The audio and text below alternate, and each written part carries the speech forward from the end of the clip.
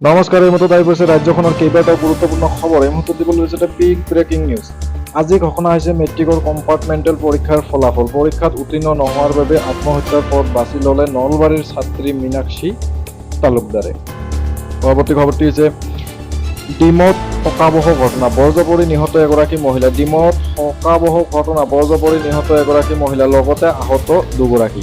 পৰৱৰ্তী খবৰটি হৈছে দেওধৰ ট্ৰফিত 2 অসমীয়াৰ চমক। উত্তৰ পূব মণ্ডলৰ বিৰুদ্ধে 4টাকৈ উইকেট দখল কৰে ৰিয়ান পৰাগে আৰু বেগী বলাৰ মুখতাৰ হুছেইনেৰো 2টাকৈ উইকেট দখল।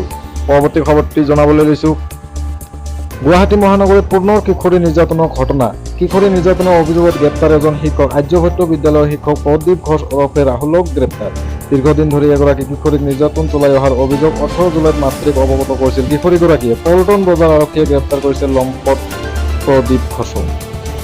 পৰৱৰ্তী খবৰটো জনাবলৈ লৈছে গোৱালপাৰাৰ শৈলমাৰীৰ কল্যাণপুৰৰ মৰেল পুলিচিঙত জড়িত 13জনক গ্ৰেপ্তাৰ। চুৰিৰ সন্দেহত এজন লোকক মৰিয়াই হত্যা কৰিছিল একাংশই। মৃতকৰ পত্নীৰ গোচৰৰ ভিত্তিত আৰক্ষীয়ে গ্ৰেপ্তাৰ কৰিছে এই কেইজন লোকক।